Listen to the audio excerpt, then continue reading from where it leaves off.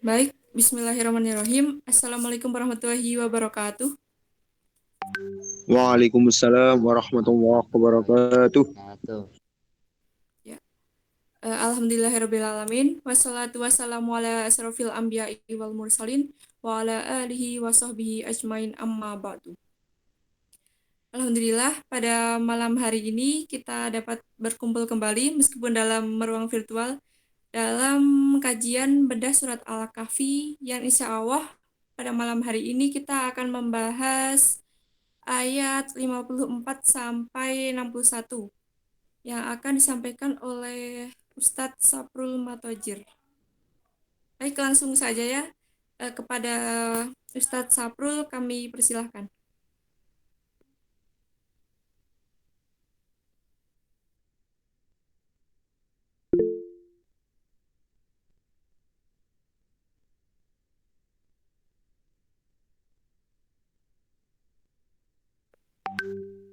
Mohon maaf, sebelum kita mulai ke kajian, kita akan mendengarkan tilawah dari saudara Angga. Sudah siap, Angga? Siap. Ya. Baik, kepada saudara Angga kami persilahkan.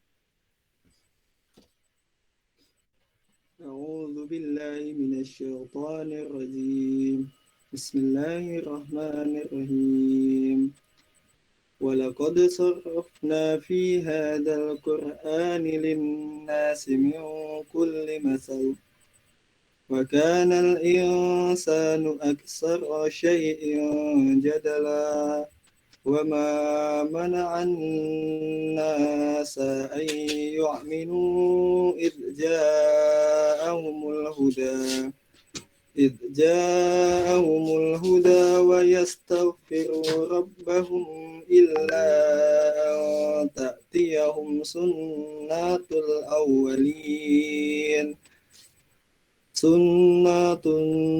الأولين أو يأتيهم العذاب قبلا وما نرسل المرسلين إلا مبشرين ومنذرين ويجادل الذين كفروا بالباطل ليدحضوا به الحق واتخذوا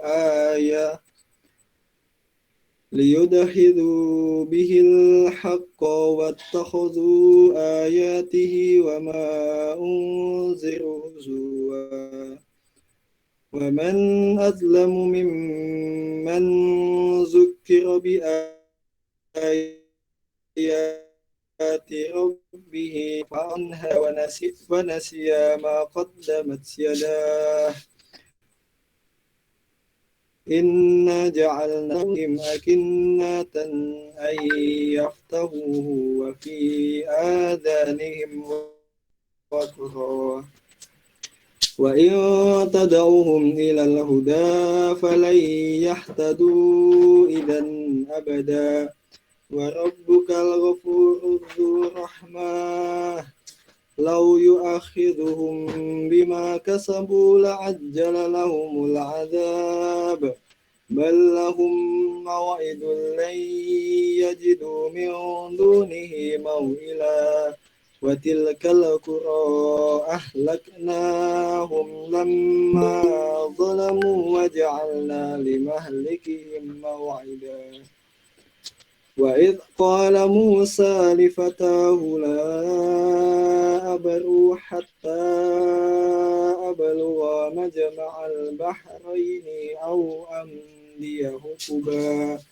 فلما بلغا مجمع بينهما نسيا حوتهما فاتخذا سبيله في البحر سربا صدق الله العظيم.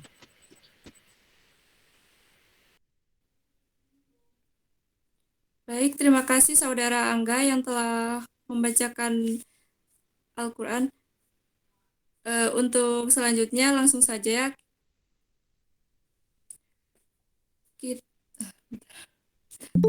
kita persilahkan kepada pemateri Ustadz Saprul.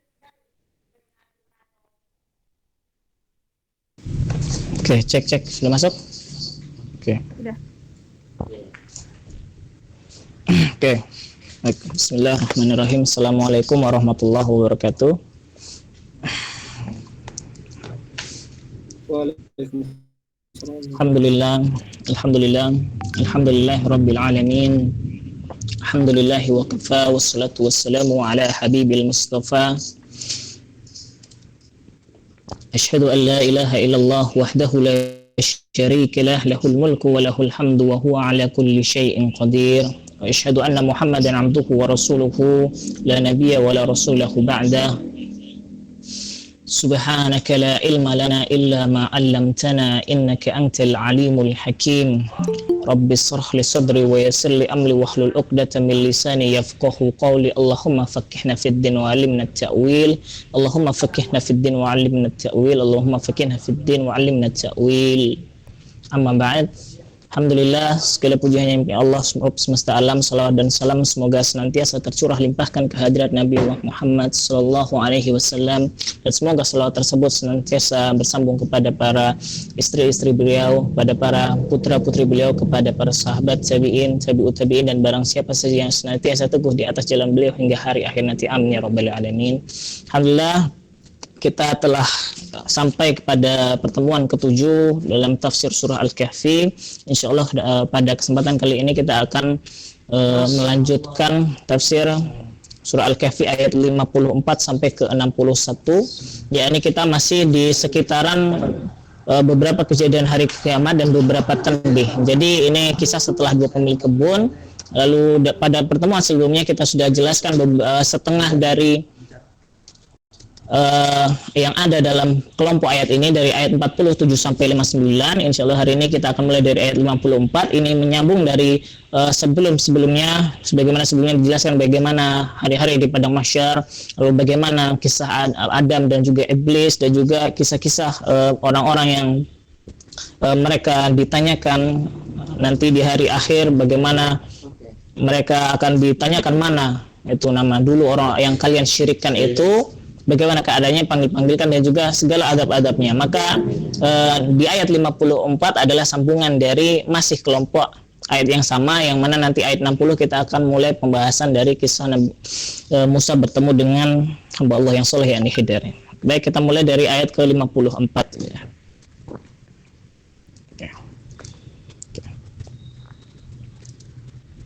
Baik, Allah berfirman dalam ayat ke-54 surah Al-Kahfi, a'udzu billahi minasyaitonir rajim.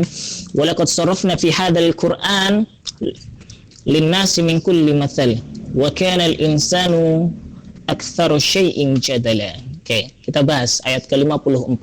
Jadi setelah kemarin dijelaskan dengan berbagai huru-hara padang mahsyar, terus bagaimana kisah iblis, lalu bagaimana keadaan orang-orang yang berdosa itu saat mereka melihat neraka, dan mereka mengira bahwa mereka tidak menemukan tempat untuk bernaung lagi ketika mereka sudah di neraka. Maka ini lanjutannya di ayat ke-54. Nah, ini menggambarkan bagaimana kekolotan para kafir-kafir. Maka dimulai dari ayat 54 nanti akan selanjutnya. Maka Allah jelaskan di sini, walaqad sarafna fi hadzal Qur'an, dan kami telah tuturkan, kami telah sampaikan kepadamu itu fi hadzal Qur'an, di dalam Qur'an ini, linnas, bagi manusia, min kulli mathal, dengan berbagai perumpamaan, permisalan, masal, min kulli mathal. Wa kana al-insanu aktsaru syai'in jadala, namun adalah manusia itu aktsaru syai'in jadala, banyak mereka itu membantah, banyak mereka itu berdebat. Nah, itu ini yang dipermasalahkan di sini. Maka di sini walaqad sarrafna fi hadzal Qur'an. Oke. Kalimat walaqad sarrafna fi hadzal Qur'an ini juga ada dalam surah Al-Isra ayat ke-89. Allah juga mengatakan walaqad sarrafna lin-nasi fi hadzal Qur'an. Oke. Cuma bedanya kalau di surah Al-Isra nasnya yang di depan, manusianya yang depan, baru Qur'annya. Jadi walaqad sarrafna linnas fi hadzal Qur'an. Sedangkan di surah Al-Kahfi walaqad sarrafna fi hadzal Qur'an linnas. Oke. Di sini ada perbedaan. Jadi perbedaan peletakan di sini ada makna dari peletakan tersebut. Jadi kalau di surah Al-Isra dia mengedepankan kalimat linnas dulu. Jadi walaqad sarafna linnasi fi hadzal Qur'an. Jadi kami telah tuturkan kepada manusia dalam Quran ini min kulli matsal, dari berbagai perumpamaan. Sedangkan di Al-Kahfinya walaqad sarafna fi hadzal Qur'an linnasi min kulli matsal. Kami telah tuturkan dalam Quran ini kepada manusia dengan berbagai perumpamaan. Maka apabila linnasnya dikedepankan, maka dia bermakna manusianya dulu, lalu kalau Qur'annya berarti Qur'annya dulu. Bagaimana kita memahami ini? Maka kita lihat konteks ayatnya. Bagaimana para ulama menjelaskan dalam surah Al-Isra, sebagian lokasi juga menjelaskan makna dari didahulukan kalimat nas, karena memang di surah tersebut kelompok ayatnya menjelaskan kalimat ini bentuknya konteksnya adalah tantangan kepada manusia. Maka di sini didahulukan kata nasnya. Maka didahulukan nasnya jadinya walaqad sarafna linnas dulu. Maka karena konteks ayat di surah Al-Isra dia untuk tantangan kepada manusia itu. Maka di lengkapnya dari surah ayat ke-88 Al-Isra Anda bisa membuka, maka disebutkan di situ walaupun jin dan manusia itu bersekutu, berkumpul untuk membuat sesuatu dengan Quran, nggak akan bisa mereka itu. Maka di sini sebagai tantangan di situ, tantangan kepada manusia di surah Al-Isra-nya itu kenapa nasnya didahulukan. Sedangkan di Al-Kahfinya Al-Qur'annya yang didahulukan. Nah, kalau Al-Qur'an yang didahulukan berdasarkan konteksnya, maka ini mengartikan bahwa untuk menunjukkan keagungan Qur'annya. Maka di sini yang didahulukan adalah kata Qur'annya.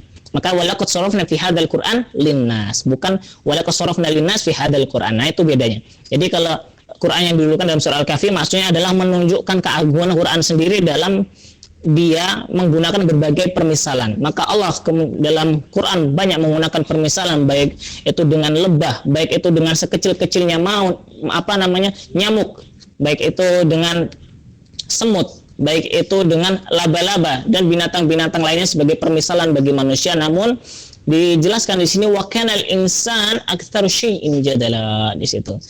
Wa kanal insan adalah manusia itu aktsaru syai'in, banyak syai'in jadala. Jadal ya, berdebat itu ya. Menolak itu ya, membantah. Nah, dalam ayat ini menyiratkan juga wa kanal insanu ala syai'in aktsaru syai'in jadala. Di sini jelaskan adalah manusia itu paling banyak itu. Syai'in ini merujuk ke manusia kembali. Adalah paling banyak manusia itu jadala. Mereka membantah-bantah. Maka di sini mengindikasikan kalau dibilang paling banyak menolak, membantah, maka ada juga di bawahnya gitu. Maka di sini menggunakan aktsara. Ada yang memahami, sebagian ulama memahami kata aktsara di sini berarti ada makhluk lain selain manusia yang dia juga membantah tapi nggak sebanyak manusia. Ya, sebagai contoh adalah jin gitu ya. Mereka membantah tapi nggak sebanyak manusia. Maka di sini menggunakan kata aktsara syai'in jadala. Namun bisa juga ulama yang memahami di sini bukan berarti ada makhluk lain, tapi memang di sini kalimatnya tidak menunjukkan kepada adanya makhluk lain, tapi memang kalimat ini ditujukan untuk menunjukkan betapa bobroknya manusia yang kafir itu karena saking membantahnya. Jadi bukan untuk menunjukkan makhluk lain, ditafsirkan menunjukkan ini hanyalah bentuk bahasa saja untuk menunjukkan kalau ini benar-benar keterlaluan pembantahan mereka. Sebagaimana dijelaskan ketika Nabi Zakaria dalam surah Yusuf dijelaskan qala rabbis sijnu ahabbu ilayya mimma yad'uni ilai. Maka kata Nabi Zakaria berkata Nabi Yusuf berkata ketika beliau di penjara, qala rabbis sijnu ahabbu ilayya, wahai Rabbku sesungguhnya as-sijn penjara ini ahabbu ilayya, lebih aku cintai mimma yad'uni ilai, dibandingkan yang memanggilku padanya. Maksudnya dia lebih baik masuk penjara daripada dia diajak melakukan perzinahan seperti itu. Ya walaupun Nabi Yusuf juga nggak suka di penjara, tapi ini adalah sebuah bahasa untuk menunjukkan ketidaksukaan beliau di situ. Maka berdasarkan dari ayat tersebut, maka ayat ini ada sebagian memahami ini bukan berarti ada makhluk lain yang bawahnya dia banyak membantu tapi lebih banyak, tapi untuk menunjukkan ini saking keterlaluannya manusia itu. Nah, itu. Ini ayat ke-54. Nah, Allah menggunakan permisalan-permisalan dengan binatang dan lain-lain dalam surah lain-lainnya, tapi manusia tetap saja ada saja yang kolot pikirannya. Itu ini ayat ke-54. Lalu ayat ke-55. Maka Allah mengatakan, "Wa ma mana'an nas ayyuminu idh ja'ahumul huda wa yastaghfiru rabbahum illa an ta'tiyahum sunnatul awwalin aw ya'tiyahumul adzabu qubula." Maka dijelaskan dalam surah ayat ke-50-nya, dan tidak ada sesuatu pun yang menghalangi manusia untuk beriman ketika petunjuk telah datang kepada mereka dan mohon ampun kepada Tuhannya, kecuali datangnya hukum Allah yang telah berlaku pada umat terdahulu atau datangnya azab atas mereka yang nyata. Maka di sini maksudnya adalah wa ma mana'an nas ayyuminu. Apa sebenarnya yang mencegah manusia itu ayyuminu untuk beriman? Irja'ahumul huda, ketika datang kepada mereka petunjuk, wastaghfiru rabbahum, memohon ampun kepada Tuhannya, illa, kecuali antatiyahum sunnatul awwalin, kecuali datangnya hukum Allah yang telah kepada umat terdahulu atau datangnya azab mereka dengan nyata. Ini adalah sebuah teguran. Maknanya adalah apa sebenarnya yang menahan manusia itu untuk beriman, padahal sudah jelas datang kepada mereka bukti yang jelas, ya mereka tinggal menerima saja. Itu mereka dalam keadaan ini, dalam kisah Quraisy, mereka sebenarnya memahami kalau ini betul, tapi mereka hatinya menolak itu karena kesombongan mereka, keangkuhan mereka. Itu maka di sini dibahasakan dengan wa ma mana'an nas, apa yang sebenarnya mencegah manusia-manusia itu untuk beriman gitu.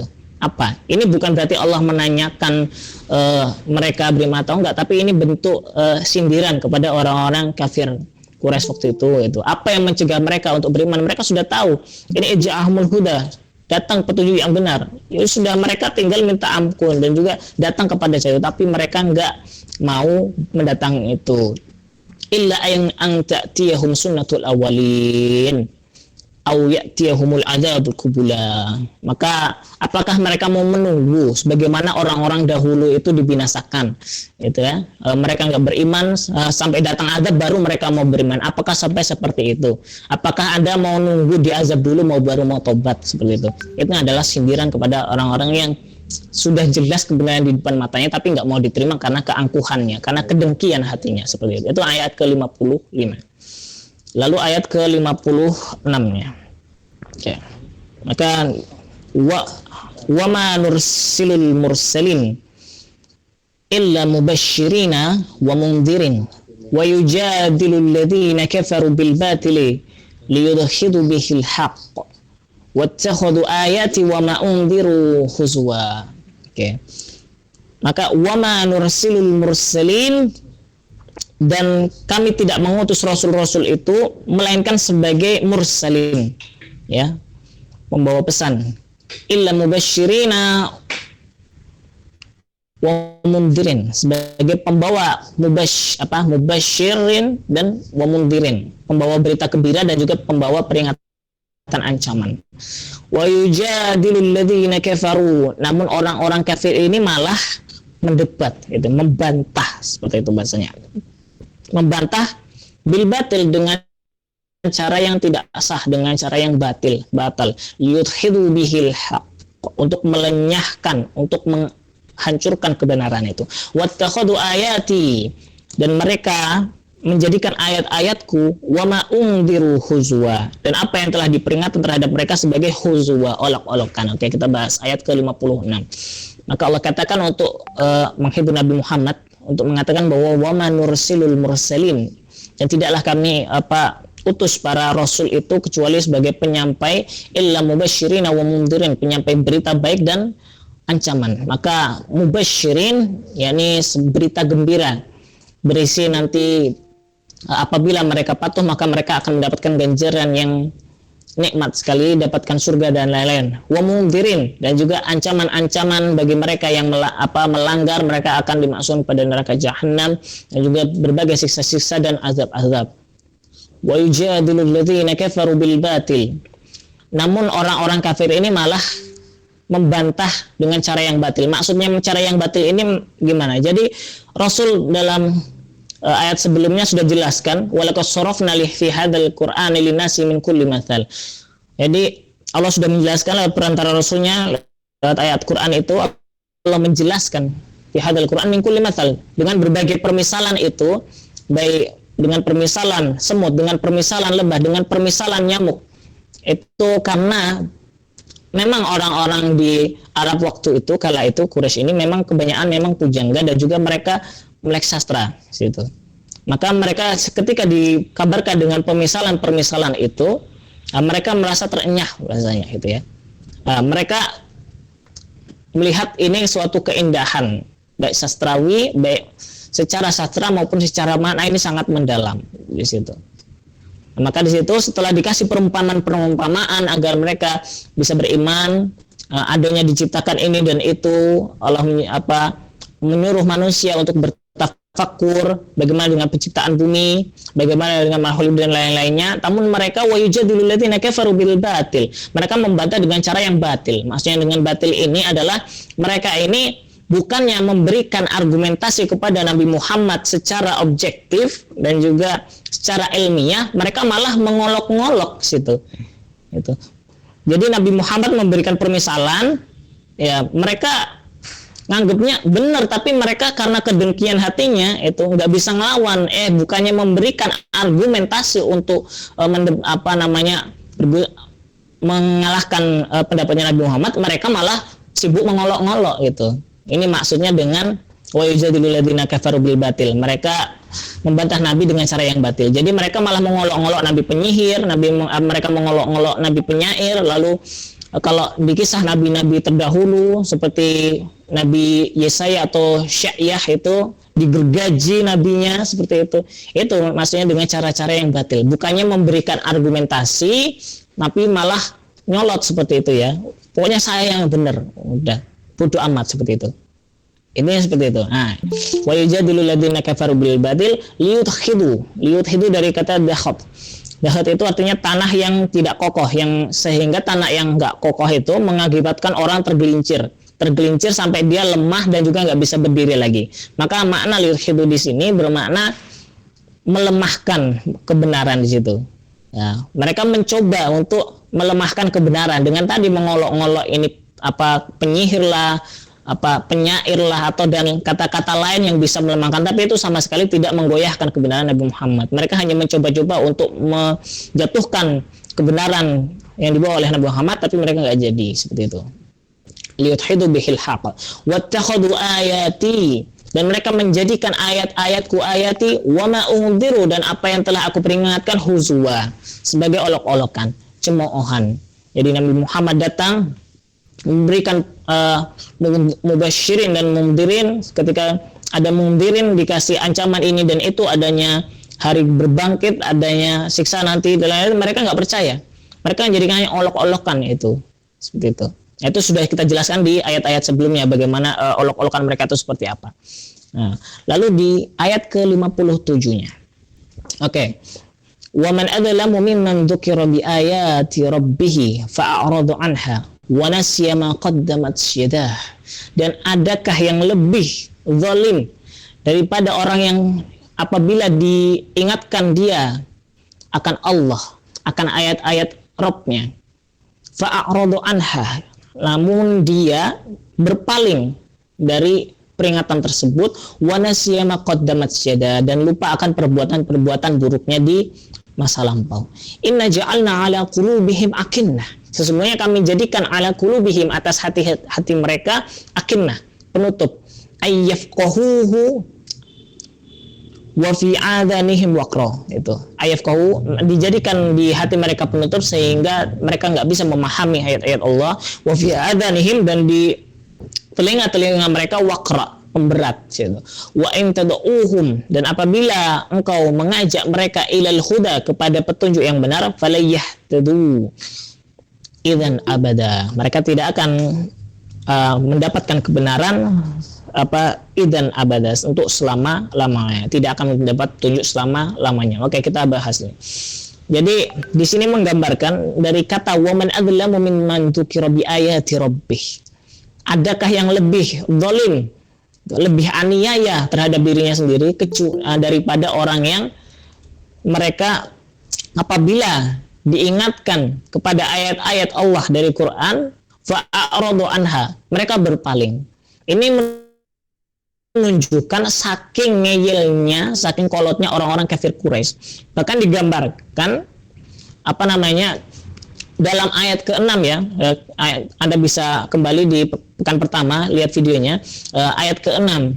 Bahkan saking kolotnya orang-orang kafir Quraisy, bahkan saking kolotnya paman beliau sendiri situ.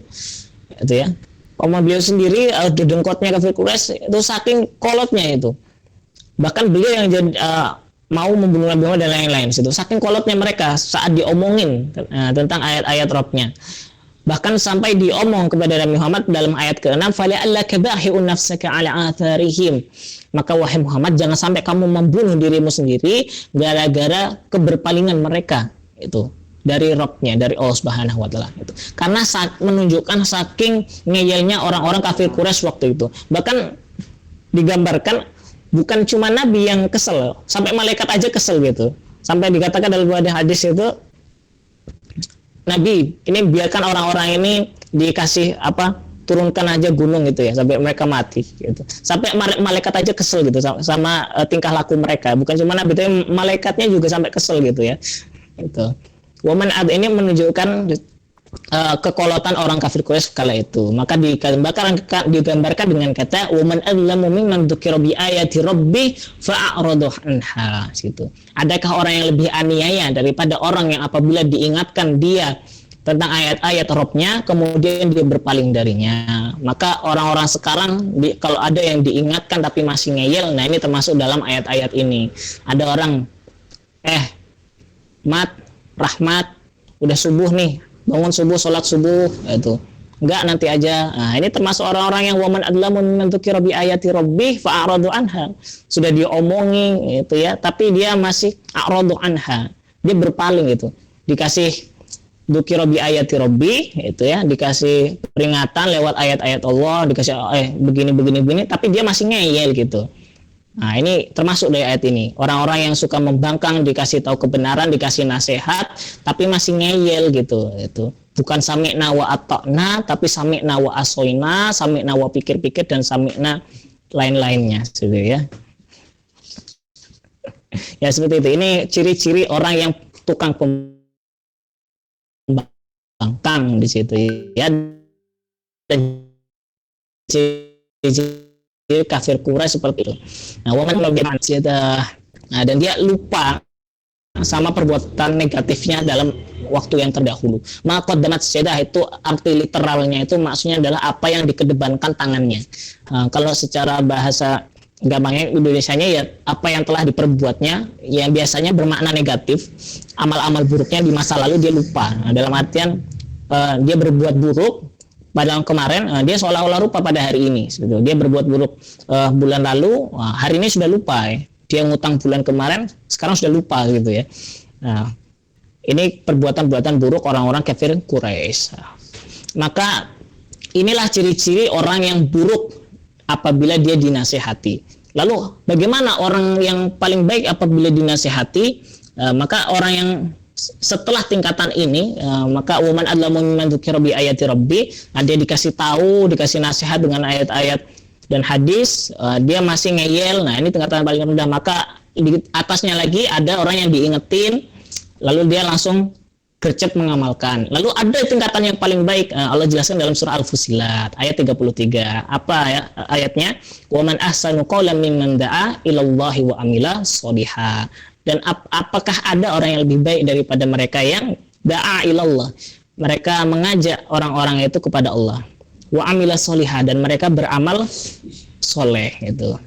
Wa qala innani minal muslimin, dan berkata aku ini termasuk daripada hamba-hamba yang berserah diri kepada Allah Subhanahu wa taala. Maka yang paling jelek adalah mereka yang apabila dikatakan yang benar, diberi nasihat, tapi masih ngeyel, nggak mau menerima, angkuh. Dan yang paling baik adalah mereka yang selain mengamalkan, mereka juga mendakwahkan. Nah itu waman ahsanu qawlan da'a ilallah wa amila sholiha wa qala innani minal muslimin. Lalu dilanjutkan, inna ja'alna ala qulubihim akinnah, sesungguhnya kami menjadikan ala qulubihim, atas hati-hati mereka, akinnah. Oke. Ini harus dipahami. Kita juga sudah menjelaskan dalam pertemuan kedua ya, maksud ayat-ayat yang menjelaskan Allah menutup hati mereka, Allah menyesatkan mereka, itu sudah kita jelaskan juga di pertemuan kedua. Jadi inna ja'alna ala qulubihim akinnah. Akinnah itu dari kata kinan. Kinan itu semua yang punya fungsi untuk menutupi sesuatu. Baik misalkan selimut menutupi badan ketika tidur, atau misal baskom menutupi sayur-sayuran di mangkok seperti itu ya, atau apapun yang dia sifatnya menutup gitu ya. Nah, maka dia dinamakan kinan di situ. Nah, di sini akinnah di situ dari kata kinan. Nah, maka akinnah dia di sini dia yang menutup hati situ. Maka di sini inna ja'alna, Allah menutup hati. Tapi di sini adalah paham fatalisme yang parah adalah jangan beranggapan bahwa Allah yang menutup hati mereka sehingga kita menyalahkan Allah. Waduh, saya nggak beriman karena Allah sudah menutup hati saya. Apa dalilnya inna ja'alna ala qulubihim akinnah gitu ya. Ya pun ini pemahaman yang salah. Ya, jadi inna ja'alna ala qulubihim akinnah, kami jadikan penutup di hati mereka ayyafqahuhu, akan memahami ayat-ayat Rabbnya, akan memahami Quran. Jadi yang harus dipahami adalah mereka ditutup hatinya setelah nampak dengan betul, terbukti dengan jelas bahwa mereka ini kedengkiannya, kekolotannya itu sudah parah gitu. Maka Allah jadikan tutup untuk hati dia. Itu ada juga yang memaknai yang jelas, Anda jangan sampai memaknai Allah yang menutup hati mereka sehingga mereka nggak diberi kesempatan untuk bertobat. Justru di ayat selanjutnya Allah jelaskan bagaimana pemurahnya Allah. Jadi harus memahami ayat-ayat seperti ini dengan benar. Anda bisa merujuk kembali ke pekan kedua bagaimana memahami ayat-ayat seperti ini ya. Maka sebagaimana juga ayat Al-Baqarah adalah ada yang seperti ini dan lain-lain. Nah, ini pemahamannya sama seperti itu. Maka pemahaman ini harus diselaraskan dengan surah ke-61 ayat ke-5, surah As-Saff. Bagaimana Allah mengatakan falamma zaghu azaghallahu alaihi azaghallahu qulubahum. Ketika mereka hatinya telah berpaling, azaghallahu qulubahum, maka Allah palingkan hatinya. Ketika mereka berpaling, maka Allah palingkan hatinya. Pemahamannya seperti itu. Nah, kembali ke pekan kedua Anda bisa melihat lagi. Nah, wa fi adhanihim waqra, dan di adhanihim, di telinga mereka waqra. Waqra itu dari kata waqar, artinya sesuatu yang berat. Jadi di sini menggambarkan orang yang mereka disumbat telinganya itu dengan adhanihim waqra, karena saking beratnya ditarik itu kuping sehingga apa yang masuk terhalang. Itu maksudnya seperti itu. Wa in tad'uhum ilal huda, dan apabila kamu mengajak orang-orang yang kayak mereka itu kepada petunjuk, falayahtadu, mereka tidak akan dikasih petunjuk selama-lamanya. Nah, ini pemahamannya. Jadi di sini menunjukkan bagaimana parahnya orang-orang yang dulu yang dengkinya itu, karena saking kedengkian mereka dalam hatinya sehingga Allah tutup hati mereka dari memahami Al-Qur'an dengan pasti seperti itu.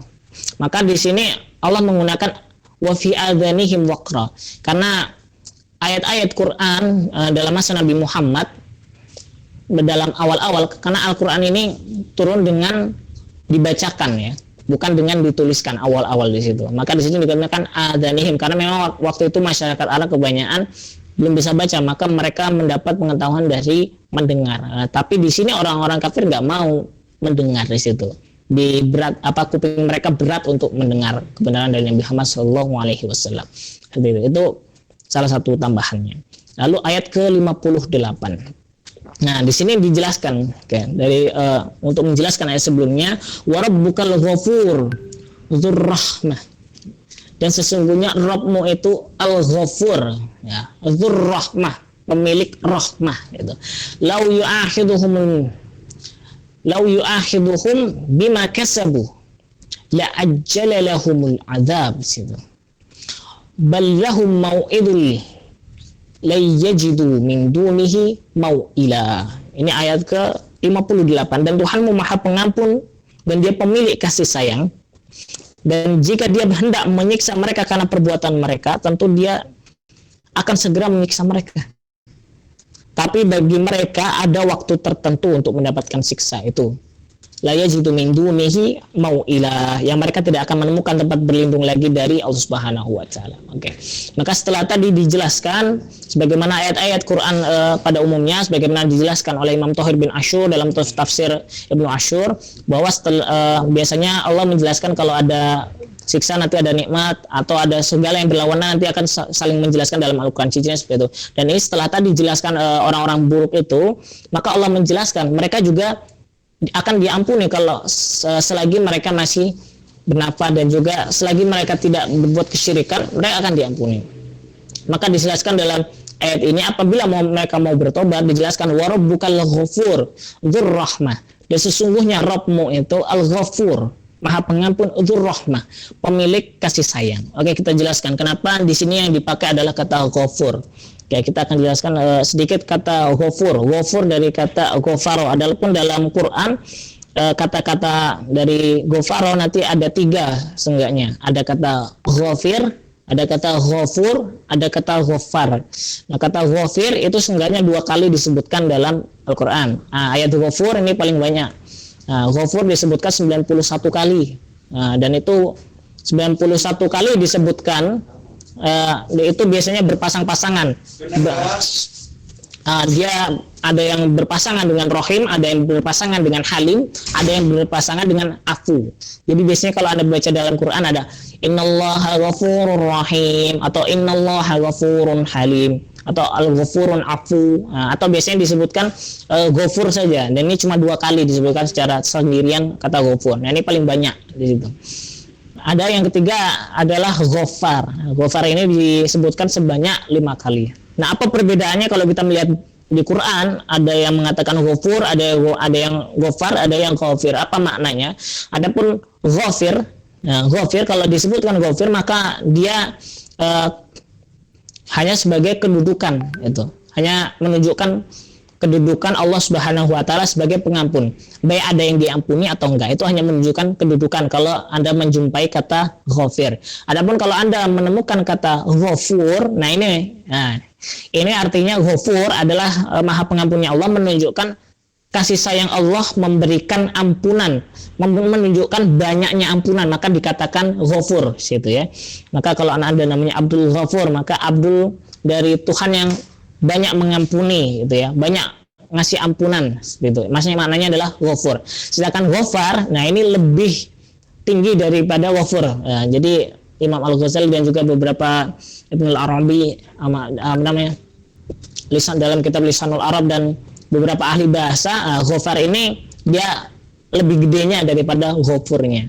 Jadi maksudnya dia selain banyak, nah ini kalau ghafar dia banyak, berulang, maghfirahnya luas, pokoknya sempurna. Nah itu ghafar, menunjukkan kesempurnaannya di situ.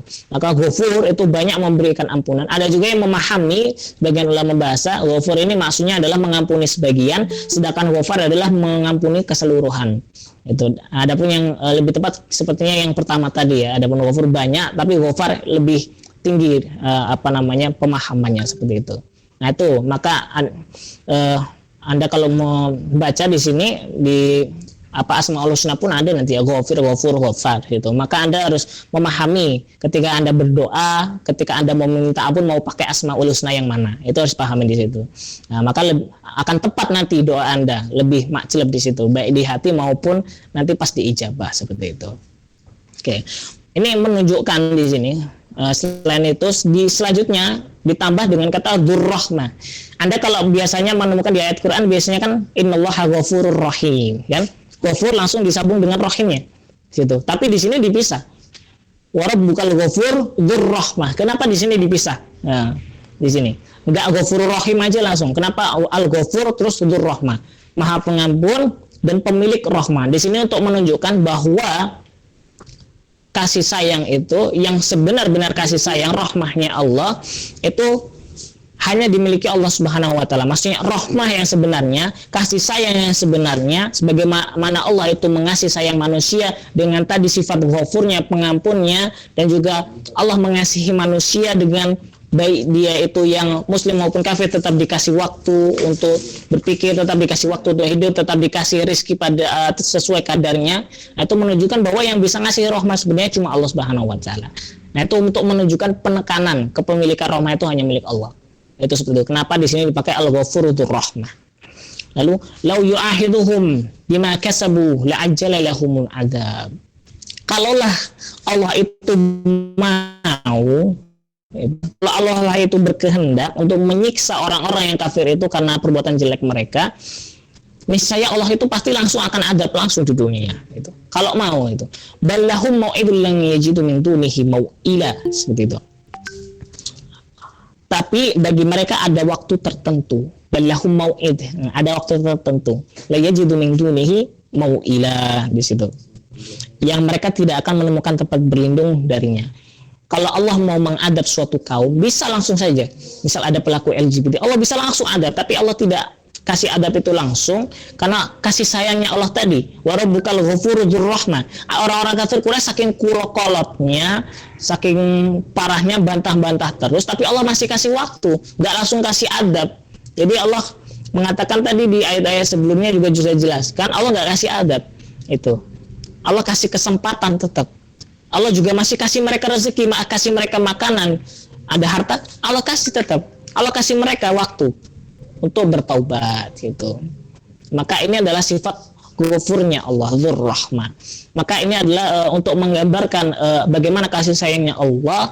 Maka Rasulullah SAW menyebutkan dalam hadis riwayat Tirmidzi, dalam hadis qudsi, Allah berkata dalam hadis qudsi, ya abna Adam, wahai anak Adam, innaka ma da'autani, sesungguhnya engkau memanggilku, warajautani, dan engkau berharap kepadaku, ghafartu laka ala ma kana fik, niscaya aku pasti akan mengampuni dirimu, wala ubali, dan aku nggak peduli sama dosa-dosamu yang dulu, udah nggak peduli. Ya abna Adam, wahai anak Adam, lau balagtu dunubaka anana sama, meskipun dosa-dosamu itu setinggi langit, setumpuk langit itu, tsummastaghfartani, kemudian engkau minta ampun sama aku dari dosamu yang setinggi langit itu, saking nggak kehitungnya, ghafartu lak, niscaya aku maafkan kamu, wala ubali, dan aku nggak akan peduli sama dosa-dosamu yang itu, yang setinggi langit itu nggak ada. Itu. Ya abna Adam, wahai anak Adam, innaka law atatani bi qurabil ardi khataya, walaupun engkau mendatangiku dengan sebanyak dosa seluas permukaan bumi, summa lakitani, kemudian engkau menemui aku, maksudnya Allah Subhanahu wa taala, la tusyriku bi syai'a, engkau tidak bersyirik padaku sama sekali, ghafartu laka, niscaya aku akan mengampunimu, la ataituka bi qurabiha maghfirah, dan aku akan datang kepadamu dengan maghfirah seluas permukaan daratan itu. Nah, ini menggambarkan dalam hadis qudsi betapa luasnya ampunan Allah itu. Sebanyak apapun dosa kita, sepanjang itu tidak dalam ayat yang Allah jelaskan bahwa dosanya itu bukan syirik, insya Allah Allah masih maafkan. Ini menunjukkan betapa ghafurnya Allah, dzur rahmah, pemilik kasih sayang. Itu kasih sayangnya Allah. Tuh, menunjukkan mau sebanyak apapun dosa Anda, Allah maafkan. Selagi Anda tidak syirik, Anda benar-benar ikhlas, taubatnya nasuha, Allah akan maafkan, seperti itu. Innallaha la yaghfiru may yushraka bihi wa yaghfiru ma duna dzalik. Sungguhnya Allah itu tidak akan memaafkan dosa kesyirikan, dan Allah akan memaafkan dosa selain daripada kesyirikan. Seperti itu. Nah, ini menunjukkan sifat ghafurnya Allah. Ini ayat ke-58. Lalu ayat ke-59 ini akhir dari beberapa kisah dan tanbih dalam kelompok ayat ini. Maka dalam ayat ke-59 dijelaskan watilkal qura ahlaknahum, dan itulah al-qura, jadi negeri-negeri. Yang dimaksud negeri-negeri di sini ya negeri-negeri di mana kaum terdahulu itu dihancurkan dari negerinya, dari kaum Madian, kaum Samud, kaum Ad, kaum Sadum, kaum Gomorrah, kaum Fir'aun, dan kaum-kaum lainnya yang mereka maksiat pada Allah. Allah telah musnahkan watilkal qura itu. Ahlaknahum, kami telah hancurkan mereka, lamma dzalamu, ketika mereka berbuat zalim. Zalim ya tadi, mereka nggak mau mendengarkan peringatan Allah gitu, dan mereka malah membantah dengan perbuatan yang batil. Wa ja'alna limakhlikihim mau'ida. Dan kami tetapkan waktu tertentu bagi kebinasaan mereka. Nah, ini sebagai tanbih bagi orang-orang yang tadi yang sudah diomongin tapi masih menunda-nunda, masih bantah-bantah. Allah masih kasih kesempatan, dan jangan kalian sampai menjadi sebagaimana kaum-kaum terdahulu yang mereka yang diomongi kemudian Allah sampai azab mereka. Itu baik itu ada yang ditenggelamkan, baik itu ada yang diberi siksa ini dan siksa itu. Jangan sampai seperti itu selagi Allah masih kasih kesempatan. Itu ayat 59. Dan ini akhir dari kelompok ayat 47 sampai 59 itu. Insyaallah kita akan lanjutkan dari ayat 60 ya. Kalau kita lihat dari awal dan nanti ayat 60 sampai 82 kita akan mulai kisah dari Nabi Musa dan juga hamba Allah yang soleh, yakni Nabi Khidir ya. Nah, bagaimana pertemuan mereka, kenapa mereka harus bertemu, kemudian betulkah hamba Allah yang soleh itu namanya Khidir, dan kemudian apakah Khidir masih hidup sampai sekarang sebagaimana pendapat sebagian orang. Nah, itu kita akan sedikit bahas, tapi dari ayat 60 sampai 82 kita cukupkan 2 ayat saja karena mentok halamannya ya, halaman paling bawah. Nah, sehingga nanti lebih detailnya kita akan lanjutkan minggu depan. Nah, ini saya akan bawakan sedikit dari ayat ke-60-nya. Oke. Maka Allah katakan dalam ayat ke-60, wa idza qala Musa li fatahu la abrahu hatta ablugha majma'al bahraini aw amdiya huquba. Wa idza qala Musa li fatahu, dan ketika Musa berkata kepada orang-orangnya, li fatahu la abrahu, di situ, aku tidak akan berhenti hatta ablugha, sampai aku mencapai majma'al bahrain, tempat bertemunya bahrain, 2 bahar, 2 lautan, au amdiya huquba, di situ. Aku akan berjalan terus sampai hukuba, itu bertahun-tahun. Oke. Ini wa id qala Musa li fatahu. Jadi di sini mengisahkan dalam hadis riwayat Ahmad, dan juga ada juga dalam beberapa riwayat yang diriwayatkan dengan riwayat yang sahih, sanad-sanadnya juga sahih sesuai dengan syarah sahihain. Jadi dijelaskan bahwa Anna Musa sallallahu alaihi wasallam qama fi Bani Israil khatiban. Jadi Musa SAW saat beliau berkhutbah, beliau berdiri saat khutbah, ada yang menanyakan di situ. Faqalu lahu man a'lamun nas. Nah, Bani Israel itu bertanya kepada Musa alaihissalam, siapa manusia paling pintar? Kemudian Musa alaihissalam menjawab, qala ana, menjawab saya yang paling pintar. Fa akhallahu tabaraka wa ta'ala ilahi. Kemudian Allah langsung menegur Nabi Musa alaihissalam, anna li abdan a'lama minka. Wahai Musa, kamu jangan ngomong kamu paling pintar. Ini aku punya hamba yang lebih pintar daripada kamu. Kemudian Musa langsung menjawab, qala rabbi fa'arini. Wahai Rabbku, kasih tahu mana itu orangnya. Situ. Qala kila, maka dikatakan ta'khudhu hutan fataj'aluhu fi miktal. Kau ambil ikan, fataj'aluhu fi miktal, kamu taruh keranjang, fahaitsuma faqadtahu fahuwa. Maka ketika kamu melakukan perjalanan dan ikannya kabur dari keranjang, maka itu tempatnya. Nah, ini suruh bertemu Nabi Musa sama nanti sama hamba Allah yang soleh yang orangnya ini lebih pintar daripada Nabi Musa. Maka apa kaitannya ayat 60 ini, kisah Nabi Musa, Nabi Khidir dengan kelompok ayat sebelumnya, dengan kejadian-kejadian sebelumnya? Maka Al-Biqai dalam Nadmud Durar menjelaskan, kalau kelompok ayat sebelumnya itu menjelaskan bagaimana syaitan itu, iblis itu, dia itu angkuh, dia itu nggak mau mengakui Adam.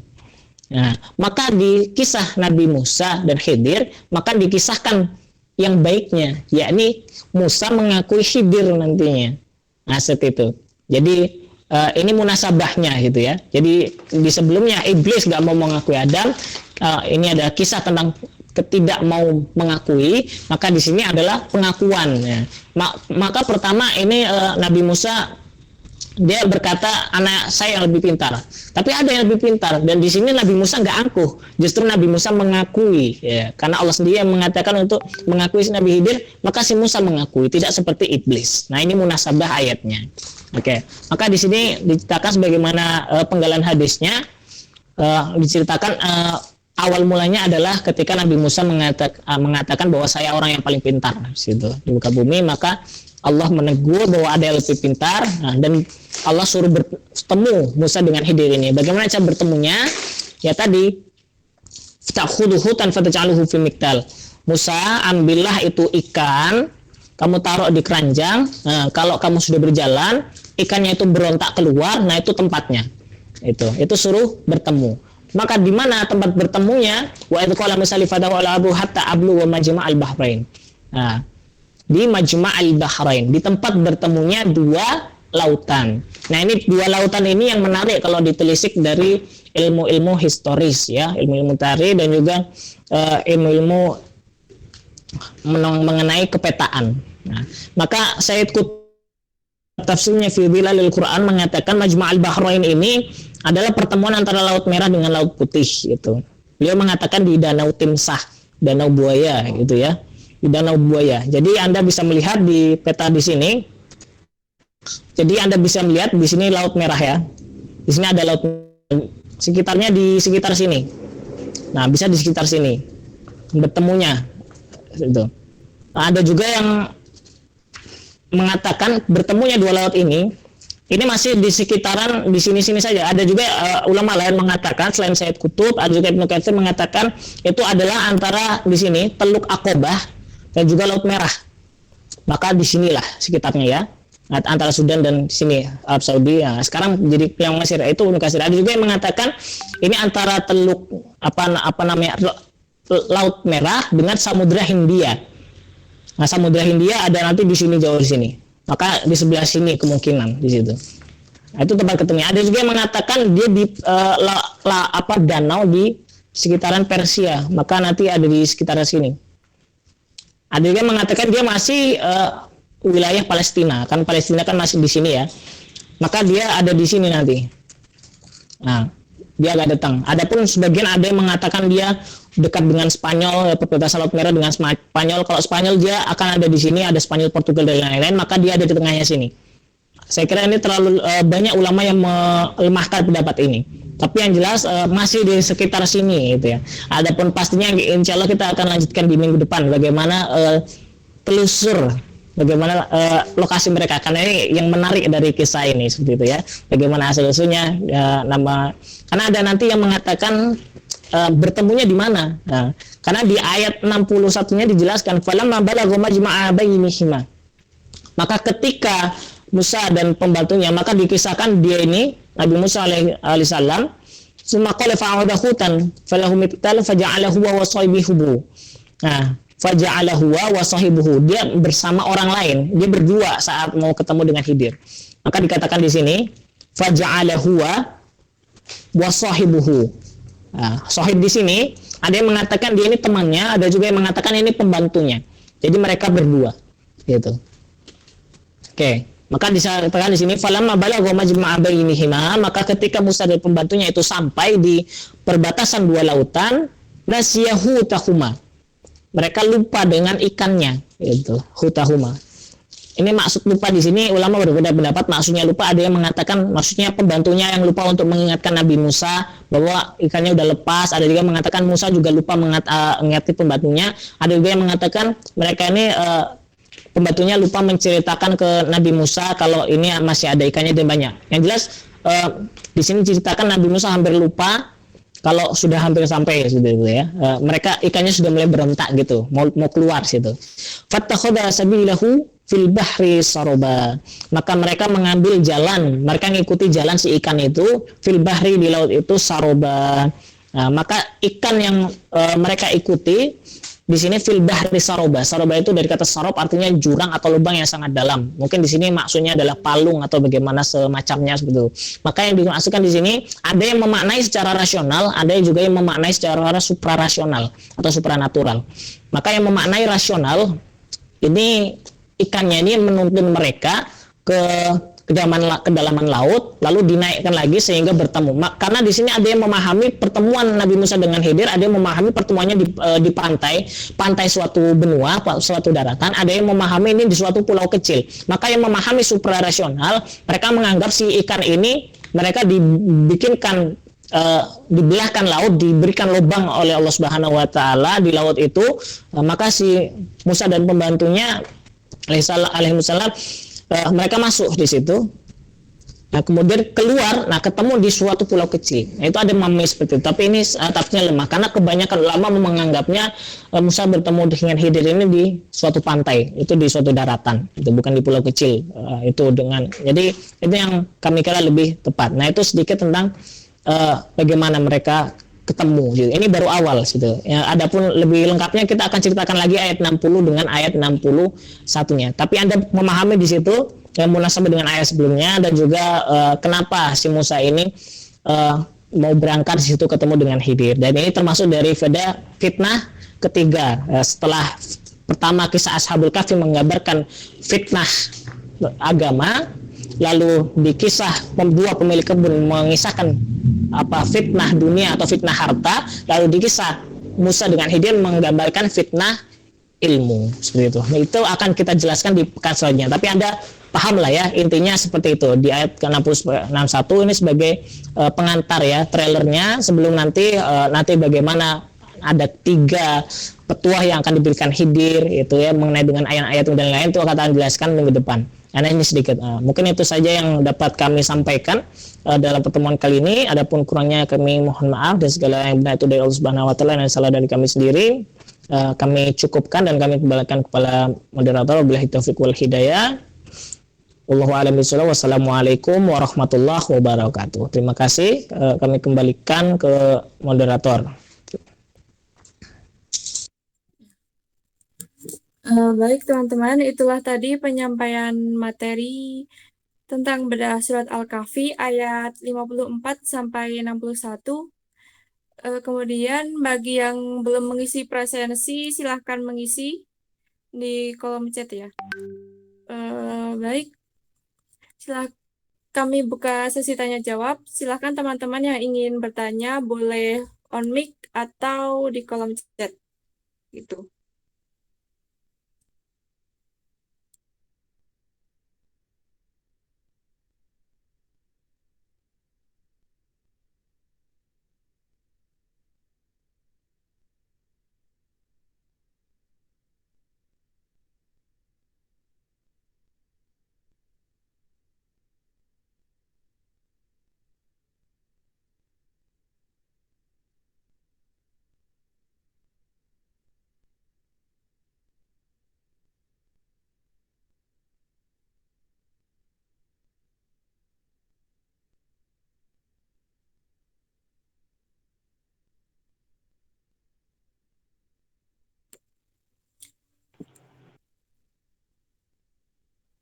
Baik, jika tidak ada yang ingin Izin bertanya, bertanya. kita cukupkan sekian.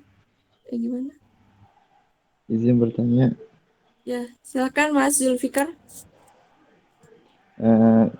Kan tadi sebelumnya terima kasih atas materi yang sungguh luar biasa kepada Ustadz Saprul. Kan tadi Ustadz Saprul tuh menyinggung tentang setan yang sombong itu kan, sombong yang gak mau mengakui Nabi Adam. Nah, jadi saya tuh pernah dengar gitu bahwa setan itu bisa diampuni, bisa diampuni tobatnya, bisa diterima lah tobatnya, asal dengan syarat dia harus sujud, katanya harus sujud sama Nabi Adam. Nah, yang saya mau tanyain, apakah pernyataan itu benar atau kurang tepat? Terima kasih.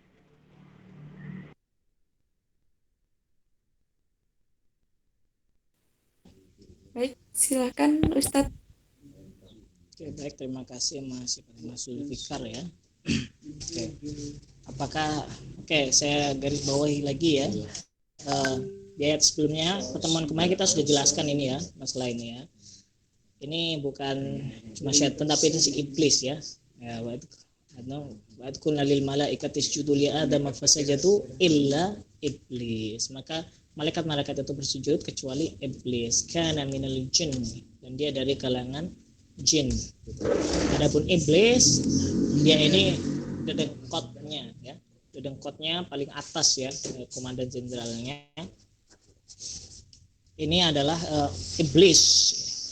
Dinamakan iblis karena dia memang ablasa, itu ya, balasa.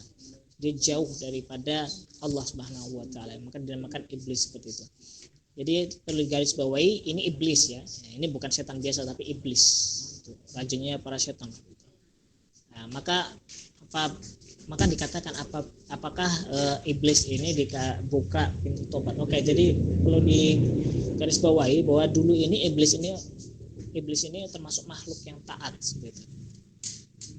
Dulu iblis ini lebih lahir dulu daripada Adam, dan juga dia ini ibadahnya tekun. Dia termasuk, karena sebagaimana dijelaskan, karena minal jin, dia ini dari jin, maka dia dari kalangan jin yang taat.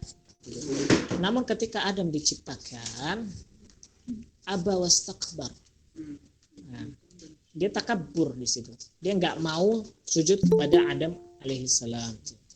Dia menganggap dia lebih mulia, dia yang diciptakan lebih dulu, dan juga dia diciptakan daripada api, dia mengatakan dirinya lebih mulia daripada tanah itu.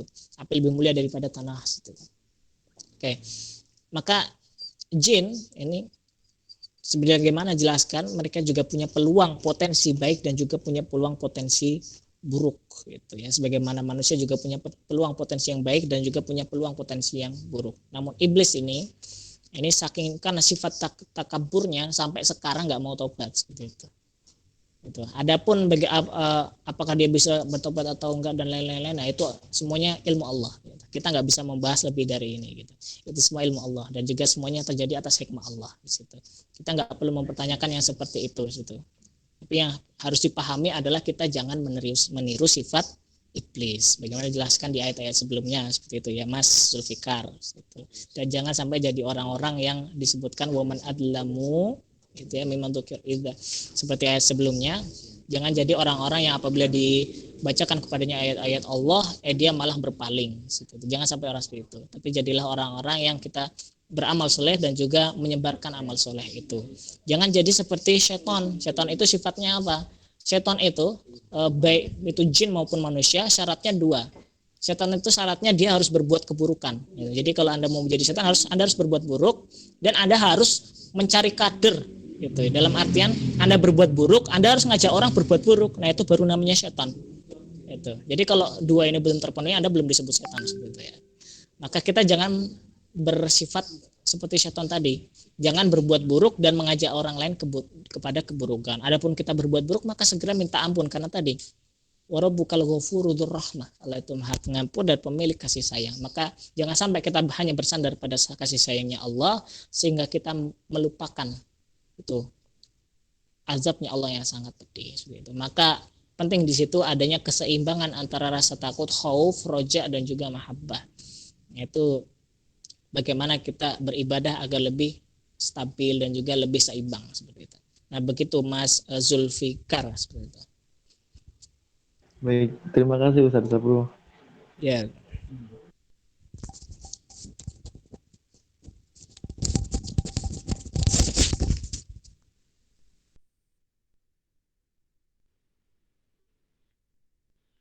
Baik, mengingat waktu sudah larut,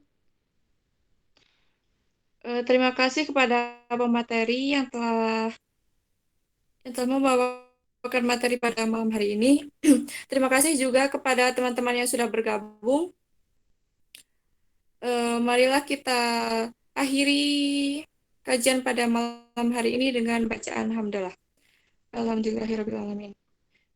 Baik, saya selaku moderator memohon maaf apabila banyak kesalahan dari awal acara sampai penutupan. Syukran ala ihtimamikum.